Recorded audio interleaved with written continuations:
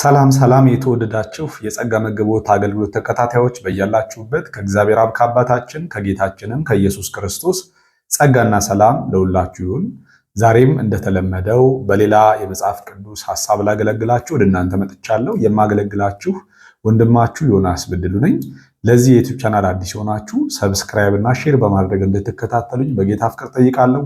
እስከ ፕሮግራሜ ፍጻሜ ድረስ አብራችሁን ቆዩ። ዛሬ ላገለግላችሁ ወደ እናንተ ይዤ የመጣሁት የትምህርት ርዕስ የኋለኛው ዘመን ሰዎች በሚል ርዕስ ነው ማገለግላችሁ።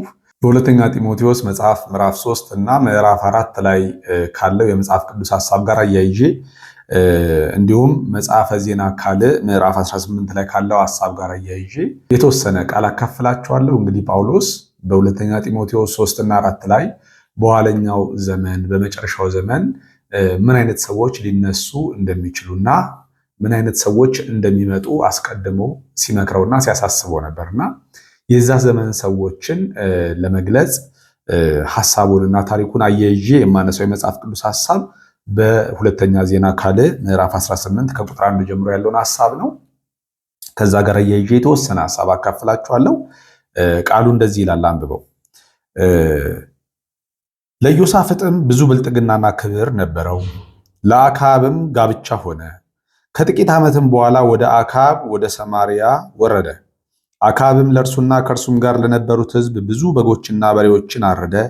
ከእርሱም ጋር ወደ ሬማት ዘገለዓድ ይሄድ ዘንድ አባበለው። የእስራኤልም ንጉሥ አክዓብ የይሁዳን ንጉሥ ኢዮሳፍጥን ከኔ ጋር ወደ ሬማት ዘገለዓድ ትሄዳለህን? አለው። እርሱም እኔ እንደ አንተ ነኝ፣ ሕዝቤም እንደ ሕዝብ ናቸው፣ በሰልፍም ከአንተ ጋር እንሆናለን ብሎ መለሰለት።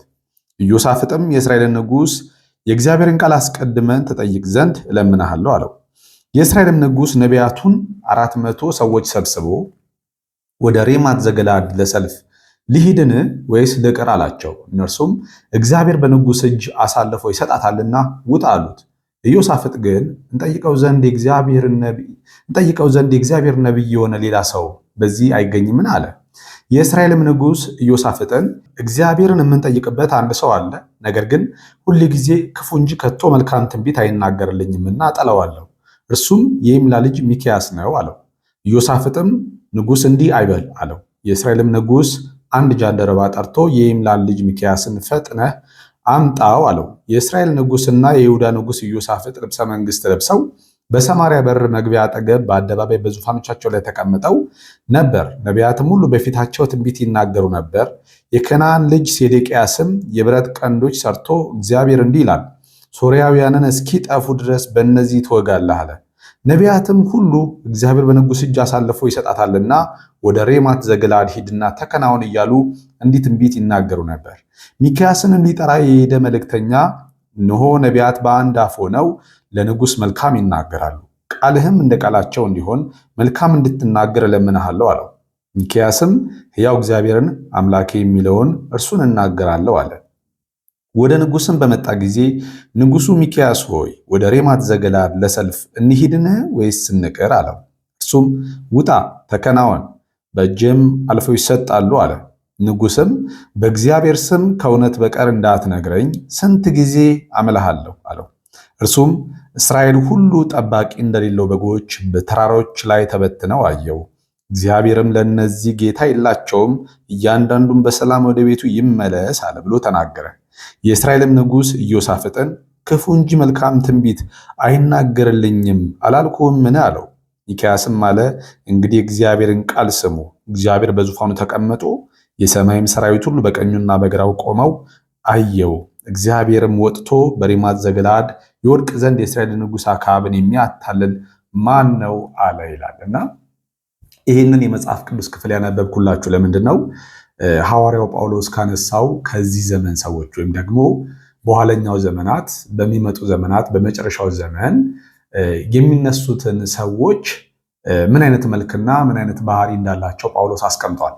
እና ከዛ ሐሳብ ጋር ስለተመሳሰለብኝ ነው። እንግዲህ ኢዮሳፍጥና አክዓብ የእስራኤልና የይሁዳ ነገስታት ናቸው። እና አክዓብ ወደ ሬማት ዘገለዓድ ለጦር ሲወጣ ኢዮሳፍጥን አባብሎት አብሮት እንዲወጣ አብሮት እንዲዋጋ ነገረው። ከዛ በኋላ ህዝብህ ህዝቤ ነው፣ እኔም ደግሞ አንተ ነኝ። ስለዚህ ወጥተን ከአንተ ጋር እንዋጋለን፣ ያንተ ጠላት የኔ ጠላት ነው አለው ኢዮሳፍጥ። ነገር ግን ኢዮሳፍጥ የእግዚአብሔርን ፈቃድ እናውቅ ዘንድ የእግዚአብሔርን ፈቃድ የሚያውቁ ነቢያቶች የሉም ምን ብሎ በጠየቀው ጊዜ አክዓብ ምንድን ያደረገው? እንግዲህ የበዓል 400 ነቢያት አሉ። እነኛን ነቢያቶች ሰብስቦ እነኚህ ነቢያቶች ስራቸው ምንድነው? ሁልጊዜ ለዚህ ለአክዓብ ሁልጊዜ መልካምን ትንቢት መናገር ነው እና ነቢያት ነን ይላሉ። ነገር ግን የሚያወሩትና የሚናገሩት ከእግዚአብሔር እየሰሙ አይደለም። የንጉስን ፊት እያዩ ለንጉስ ሐሳብና ለንጉስ ፈቃድ የሚመቸውን ነገር ነው መልእክት የሚናገሩት እና ወደ ሬማት ዘገለዓድ ልሂድ ወይስ ልቅር አላቸው። ወደ ጦርነት ምንድን ያሉት?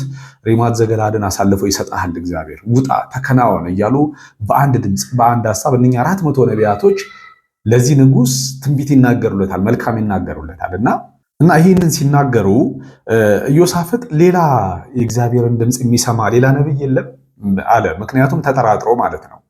ነገር ግን አክዓብ የመለሰለት መልስ ነው በጣም የሚደንቀው ማለት ነው።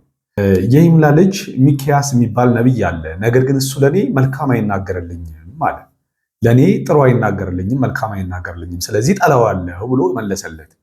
አያችሁ፣ አክዓብና ይህንን ነቢይ ከዚህ ዘመን ሰዎች ጋር ሳመሳስላቸው አንድ የተመሳሰሉብኝ ነገር አለ። እሱን እመጣበታለሁ እና ወዲያውኑ ሰው ልኮ ይህንን ነቢይ ያስጠራል ማለት ነው። ካስጠራው በኋላ የላከው አክዓብ የላከው ይህንን ሚክያስን የይምላ ልጅ ሚክያስን እንዲጠራ ነቢይ ሚክያስን እንዲጠራለት የላከው ሰው ጃንደረባው ራሱ እንግዲህ ነቢያት በአንድ ድምፅ ሆነው ለንጉሥ አክዓብ መልካም ተናግረውለታል። ስለዚህ ያንተም አፍ ከነሱ አፍ ጋር አንድ እንዲሆን እለምንሃለሁ ጌታዬ ብሎ ሲናገረው ሰማለሁ። ከዛ ሚክያስ ምን አለ? ሕያው እግዚአብሔርን እግዚአብሔር የሚለኝን እናገራለሁ አለ። ምክንያቱም ይሄ ነቢይ የእግዚአብሔርን ፈቃድ የሚያገለግል እንጂ የሰውን መሻትና ፍላጎት የሰውን እንጀራ የሚያገለግል አይደለም እና ንጉሥ አክዓብም የሚጠላበት ምክንያቱ የእግዚአብሔርን ፈቃድ ስለሚያገለግል ነው። መጣ። ከዛ በኋላ ልውጣ እንዴ ሲለው ውጣ ተከናወን እግዚአብሔር አሳልፎ ይሰጣል ሲለው አላማረውም። ከ400 ነቢያቱ ጋር አንድ አይነት ሆነበት አፉ ማለት ነው።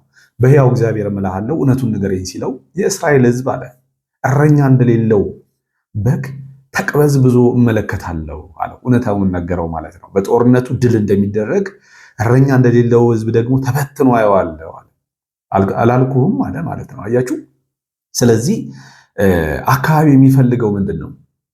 የሚፈልገው መልካም እንዲናገርለት፣ ውጣ ተከናወን እግዚአብሔር እንዲህ ይልሃል በለው፣ ፍለጠው፣ ቁረጠው እያለው እንዲናገር ነው የፈለገው። የሚክያስ የነቢዩ ሚክያስ መልእክት ግን የእግዚአብሔርን ድምፅ እየሰማ የሚሆነውን ነገር አስቀድሞ ያውቃልና ከ400 ነቢያቱ ጋር አንድ አይነት አልነበረም ሁልጊዜም ማለት ነው እና በዚህ ምክንያት ይጠላል።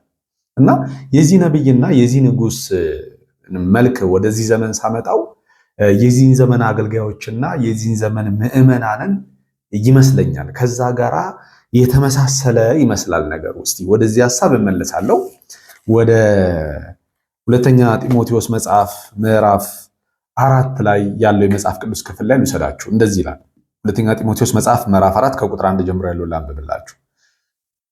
በእግዚአብሔርም ፊት በሕያዋንም በሙታንም ሊፈርድ ባለው በጌታ በኢየሱስ ክርስቶስ ፊት በመገለጡና በመንግስቱ እመክርሃለሁ። ቃሉን ስበክ፣ በጊዜውም አለጊዜውም ጽና፣ ፈጽመ እየታገስክ እያስተማርክ ዝለፍና ገስጽ፣ ምከርም።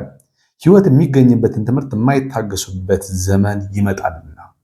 ሕይወት የሚገኝበትን ትምህርት የማይታገሱበት ዘመን ይመጣልና። ነገር ግን ጆሮአቸውን የሚያሳክክ ስለሆነ እንደገዛ ምኞታቸው ለራሳቸው አስተማሪዎችን ያከማቻሉ፣ እውነትንም ከመስማት ጆሮአቸውን ይመልሳሉ፣ ወደ ተረት ፈቀቅ ይላሉ። አንተ ግን ነገርን ሁሉ በልክ አድርግ ይላል። እንግዲህ ከነዚህ ሰዎች ጋር የሚመሳሰል ነገር አለው። አክዓብ የሚፈልገው መልካም የሚናገርለት ነው። መሻቱን ፍላጎቱን ማድረግ የፈለገውን ነገር አድርግ፣ በርታ፣ ጠንክር፣ ጎበዝ የሚለው ነቢይ ነው የሚፈልገው። 400 ነቢያቱ የግል ነቢያት ናቸው። እሱ ያዘጋጃቸው እሱ የቀጠራቸው ቅጥረኞች ናቸው። የአክዓብን እጅ ጠብቀው የሚመገቡ እሱ እጁን ቢመልስባቸው በረሃብ የሚያልቁ 400 ነቢያት አሉት። እነሱ ለእሱ መልካም ከመናገር ውጭ ሌላ ምንም አማራጭ የላቸውም። ነገር ግን እግዚአብሔር የቀባው እግዚአብሔር ነቢይ አድርጎ የሾመው ሚክያስ ግን እግዚአብሔር ያለውን እንጂ የሰውን ፍላጎት አያገለግልም። እነኝም የዘመኑ ምዕመናን ወይም ደግሞ በዚህ ዘመን ያሉ በኋለኛው ዘመን በመጨረሻው ዘመን ይነሳሉ የተባሉት ምዕመናን ግን ምንድነው መገለጫቸው? ሕይወት የሚገኝበትን ትምህርት አይወዱም ማለት። ሕይወት የሚገኝበትን ትምህርት አይፈልጉም፣ ይጠላሉ። ምክንያቱም ጆሮአቸውን የሚያሳክክ ስለሆነ አለ።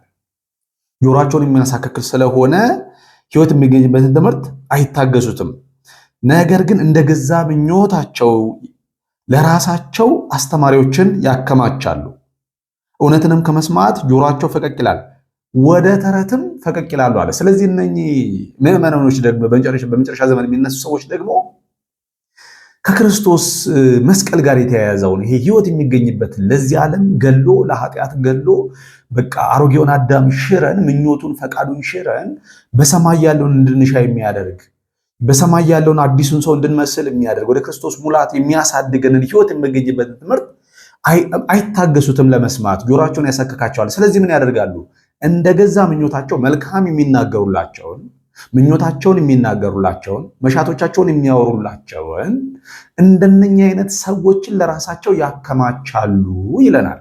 ስለዚህ አሁን በዘመናችን የምናየው መልክ ይሄ ነው። በተለያየ ስፍራ ነቢይንን አገልጋይነን የእግዚአብሔር ሰውነን ብለው የተሰገሰጉት አገልጋዮች በሙሉ በመድረኮቻቸው ካያችሁ ሁሉም ነገር የዚህ ዓለም የሆነን ነገር ስጋ የሚሸት መብልና መጠጥ ፍጥረታዊ የሆነ የሚያልፍ የሚጠፋ ጊዜያዊ የሆነውን ነገር በማውራት ጊዜያቸውን፣ ዘመናቸውን፣ አገልግሎታቸውን ሁሉ በዚህ ሲጨርሱት እንመለከታለን ማለት ነው። ህዝቡም አሜን ሲል የሚውለው እግዚአብሔር እንዲህ ይልሃል፣ እንዲደረግልሃል፣ እንዲህ ይሰጥሃል፣ ትጠረምሳለህ፣ ትወጣለህ፣ ትከንፋለህ፣ ትበራለህ የሚለውን አገልጋይ ነው የሚፈልገው፣ የሚያነቃቃውን ማለት ነው። በስጋ ውስጥ ያለውን ምኞት እያየ አእምሮህን እያነበበ ፍላጎትህን የሚናገር አገልጋይ ያለበት ዘመን ነው። ይህንን አገልጋይ ደግሞ እንዲበዛና እንዲትረፈረፍ በየቦታው በየስርቻው እንዲበዙ ያደረጋቸው ደግሞ የምዕመናው ፍላጎት ማለት ነው። ከድህነት የመውጣት ፍላጎቱ፣ ስጋዊ መሻቱን አለመገደቡ፣ ለስጋዊ ፍላጎቱ ቆርጦ መነሳቱን የተመለከተው አገልጋይ ደግሞ የእነሱን ሐሳብ ለማገልገል ቆርጦ ተነስቷል እና እዚህ ጋር በሁለተኛ ጢሞቴዎስ መጽሐፍ ምዕራፍ 3 ከቁጥር 1 ላይ ደግሞ በግልጽ ነገር ግን በመጨረሻው ቀን የሚያስጨንቅ ዘመን እንዲመጣ ይህንን እወቅ። ሰዎች ራሳቸውን የሚወዱ ይሆናሉ፣ ገንዘብን የሚወዱ ይሆናሉ፣ ትምክህተኞች፣ ተሳዳቢዎች፣ ለወላጆቻቸው የማይታዘዙ፣ የማያመሰግኑ፣ ቅድስና የሌላቸው፣ እርቅን የማይሰሙ፣ ሐሜተኞች፣ ራሳቸውን የማይገዙ፣ ጨካኞች፣ መልካምን የማይወዱ፣ ከዳተኞች፣ ችኩሎች፣ በትዕቢት የተነፉ፣ ከእግዚአብሔር ይልቅ ተድላን የሚወዱ ይሆናሉ ይላል። እዚህ ጋር ደግሞ በዋናነት ሶስት መገለጫ አላቸው። እነዚህ የኋለኛው ዘመን ሰዎች መገለጫ ምንድነው? ራሳቸውን የሚወዱ፣ ገንዘብን የሚወዱ እና ተድላን የሚወዱ ይላቸዋል። 4 ላይ ደግሞ ሕይወት የሚገኝበትን ትምህርት ደግሞ የማይወዱ ይላቸዋል። አያችሁ፣ እነኚህ ሰዎች ገንዘብን ይወዳሉ፣ ተድላን ይወዳሉ፣ ራሳቸውን ይወዳሉ። ስለዚህ ምን አይነት አገልጋይ ነው የሚፈልጉት? ተድላቸውን፣ ገንዘባቸውን፣ ሆዳቸውን የሚያገለግልላቸው፣ ሆዳቸው አምላካቸው፣ ክብራቸው በኖራቸው ሐሳባቸው ምድራዊ የሆኑ አገልጋዮችን ለራሳቸው ያከማቻሉ። ስለዚህ ልክ እንደ አክዓብ መልካም የሚናገርላቸውን ሰዎች እየፈለጉ ያንን ሰው ነው የእግዚአብሔር ሰው ጸልይልኝ እስቲ፣ ትንቢት ተናገር እስቲ፣ ቃል አውጣ እስቲ እግዚአብሔር ሰው እያሉ ምኞታቸውን እንዲያገለግልላቸው ብዙ አስተማሪዎችን አከማችተዋል ማለት ነው። በዋናነት ደግሞ ወደ ቅድሙ ክፍል ስመለስ ደግሞ አንድ የአክዓብ ነቢይ፣ መልካም የሚናገረው ነቢይ ለአክዓብ መልእክት ካመጣ በኋላ ሚክያስ ደግሞ የተናገረው ነገር ነበረ። ሚክያስ የተናገረው ምንድነው? እሱን ሐሳብ ላንብብላችሁ። ቁጥር 10 ላይ የከነዓና ልጅ ሴዴቅያስ ነው፣ የብረት ቀንዶች ሰርቶ እግዚአብሔር እንዲህ ይላል፣ ሶርያውያንን እስኪጠፉ ድረስ በእነዚህ ትወጋለህ አለ ይላል። ይሄ እንደዚህ ያለ ለማ ትንቢት ያመጣለታል ሴዴቅያስ? ለአክዓብ ማለት ነው። ነቢያትም ሁሉ እግዚአብሔር በንጉሥ እጅ አሳልፎ ይሰጣታል፣ ወደ ሬማት ዘገለዓድ ሂድ ተከናውን እያሉ እንዲህ ትንቢት ይናገሩ ነበር። ነገር ግን የእግዚአብሔርን ድምፅ የሚሰማው ሚክያስ ደግሞ አንድ ነገር ተናገረ። ሚክያስም በእነኚህ ነቢያቶች የሚሰራው መንፈስ ሐሰተኛ መንፈስ እንደሆነ የእግዚአብሔር መንፈስ አሳውቆታል፣ ነግሮታልና እንዲህ ብሎ ተናገረ። አሁንም እነሆ እግዚአብሔር በእነዚህ በነቢያት አፍ ሐሰተኛ መንፈስን አድርጓል፣ እግዚአብሔርን በአንተ ላይ ክፉ ተናግሮብሃል አለውማ። ሚክያስ ይህንን ምስጢር ተናገረ። ሲገልጠው የከነዓናም ልጅ ሴዴቅያስ ቀረበና ሚክያስንም በጥፊ መታውና የእግዚአብሔር መንፈስ ከአንተ ጋር ይናገር ዘንድ በምን መንገድ ከእኔ አለፈ አለ። አሁን ይሄኛው ደግሞ ይሄ ሴዴቅያስ የሚባለው ደግሞ እግዚአብሔር በእኔ በኩል ካልሆነ አይናገርም ባይ ነው። ስለዚህ አንተ ይሄንን ሚስጥር የእግዚአብሔር መንፈስ በእኔ በኩል አልፎ እንዴት እኔ ሳላቅ እንዴት እኔ ሳልሰማ አንተ ይሄንን ልታውቅ ቻልክ? እንዴት እግዚአብሔር መንፈስ ለአንተ ይሄንን ሊነግርህ ቻለ ባይ ነው። ይሄ ደግሞ እግዚአብሔር እኔን ካልሆነ በቀር አይናገርም ባይ ነው ማለት ነው። አሁን ደግሞ ይሄ ደግሞ የአገልጋዮቹ የዘመኑ አገልጋዮች መልክና ባህሪ ነው። የዘመኑ አገልጋዮች ሁል ጊዜም ለሰዎች በቃ እግዚአብሔር እንዲህ ይልሻል፣ እግዚአብሔር እንዲህ ይልሃል፣ እግዚአብሔር እንዲህ ሲል እሰማለሁ፣ በራእይ ስለአንተ እግዚአብሔር ያሳየኛል እያሉ የሚያበዙ አገልጋዮች አብዛኛዎቻቸው ምን አይነት መንፈስ እንዳላቸው ማወቅ ያለባቸው በምንድን ነው? አሁን እኔ እግዚአብሔር ልጅ ነኝ፣ እኔም አማኝ ነኝ፣ የክርስቶስ አካል ነኝ። እግዚአብሔር ለእኔ ከቃሉ የሰወረው እኔ እንዳላቅ ያደረገኝ ነብይ ብቻ የሚያቅልኝ አንድ አፖስትል ነኝ የሚለው ሰውዬ ብቻ የሚያቅልኝ ነገር እንዳለ እንዲሰማኝ ነው የሚያደርጉኝ እንደነኛ አይነት አገልጋዮች። ምክንያቱም ሁልጊዜ እግዚአብሔር እንዲላል እንዴ እግዚአብሔር እኔ ልጁ አይደለሁም እንዴ? እኔ እኮ አካሉ ነኝ፣ የክርስቶስ አካል ሆኛለሁ እኮ። ስለዚህ ሁልጊዜ እነሱን ብቻ የሚናገር ሁልጊዜ እነሱን ብቻ እግዚአብሔር እየመጣ እንደዚህ እያለ በቸርች ውስጥ ላሉ ምዕመናኖች የሚናገር በቃ እነኛ ከነብዩ የሚሰማ ልክ የብሉይ ኪዳን አይነት ስርዓት በዘመናችንም እንዳለ እንዲሰማን የሚያደርጉ አገልጋዮች ናቸው በብዛት ያሉት አገልጋዮች ማለት ነው። ልጅ ነህ አንተም ባለስልጣን ነህ፣ ጸልይ እግዚአብሔር ይናገራል የሚል አገልጋይ እኮ የለም። እግዚአብሔር እንዲህ ሲለኝ ስላንተ ሰማለሁ፣ እግዚአብሔር እንዲህ ስታደርግ ያሳየኛል፣ እግዚአብሔር እንዲህ ይላል የሚል አገልጋይ ብቻ ነው። ምክንያቱም በእነሱ በኩል ካልሆነ እግዚአብሔር ለእኛ እንደማይናገረን፣ በእነሱ በኩል ካልሆነ እግዚአብሔር እኛን እንደማያውቀን እንድናስብ ያደርጉናል ማለት ነው። እነኛ አገልጋዮች የራሳቸውን እንጀራ የሚያካብቱ የራሳቸውን ኪስ የሚያወፍሩ ለገዛ ምኞታቸው የሚያገለግሉ አገልጋዮች ናቸው። ማዕድን የሚያገለግሉ ማዕድ ብቻ የሚበላ የሚጠጣ ገንዘብ ነክ የሆነ ነገር በሙሉ የሚያገለግሉ ሰዎች።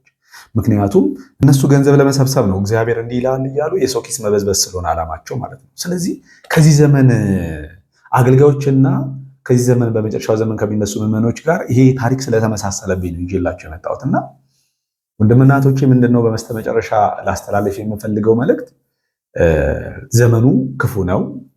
እንግዲህ ጳውሎስ እንዳለው ጨካኞች፣ ትዕቢተኞች፣ ከዳተኞች፣ ችኩሎች፣ ገንዘብን፣ ተድላን፣ ራሳቸውን የሚወዱ ህይወት የሚገኝበትን ትምህርት ደግሞ የማይወዱ ሰዎች እንዲመጡ ይህንን ወቁ አለ።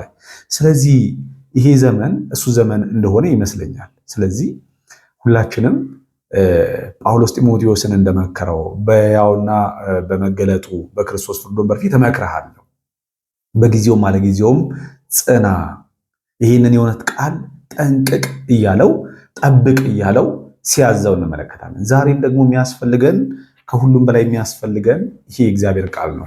ምክንያቱም ይሄ የእግዚአብሔር ቃል ነው ከዚህ ከእንደነዚህ አይነት ክፉ አገልጋዮች ሊያስመልጠን ሊያድነን የሚችለው። ይህንን የእግዚአብሔርን ቃል በማንበብ በማጥናት ክፉ ከሆነው ከአሁኑ ዓለም እንድንድን እንድናመልጥ ወንድማዊ ምክሬን እመክራችኋለሁ። መጽሐፍ ቅዱስን እናንብብ፣ እናጥና፣ በቤታችን የክርስቶስ ኢየሱስን መስቀል እንረዳ፣ የእግዚአብሔርን ሐሳብ የእግዚአብሔርን ፈቃድ እንወቅ፣ ወደ ሙላቱ ልክ እስክንደርስ ድረስ እንደግ። ኤፌሶን መጽሐፍ ምዕራፍ 3 ከቁጥር 16 ጀምሮ ጳውሎስ ሲናገር ምንድነው የሚለው? በመንፈሱ በውስጥ ሰውነታችሁ በኃይል እንድትጠነክሩ ክርስቶስን በእምነት በልባችሁ እንዲኖር ስርና መሰረታችሁን በፍቅር እንዲጸና ከፍታውና ዝቅታው ውርዱንና ስፋቱን ከመታወቅ የሚያልፈውን የክርስቶስን ፍቅር ለማወቅ እንድትበረቱ እስከ እግዚአብሔርን ፍጹም ሙላት ደርሳችሁ እንድትሞሉ አባትነት ሁሉ ከሚሰየምበት ከአብ ፊት እንበረከካለሁ አለ። ስለዚህ ሁላችንም ልንጸልይ የሚያስፈልገው ወደዛ ከፍታ እንድናድግ ነውና ወንድምና እህቶቼ በዚህ የቃሉ መንፈስ መሙላትና መታገዝ እንዲሆንልን ምኞቴ ነው። ስላዳመጣችሁኝ አመሰግናለሁ። በያላችሁበት የጌታ ኢየሱስ ክርስቶስ ጸጋና መንፈስ ከሁላችሁ ጋር ይሁን። ሰላም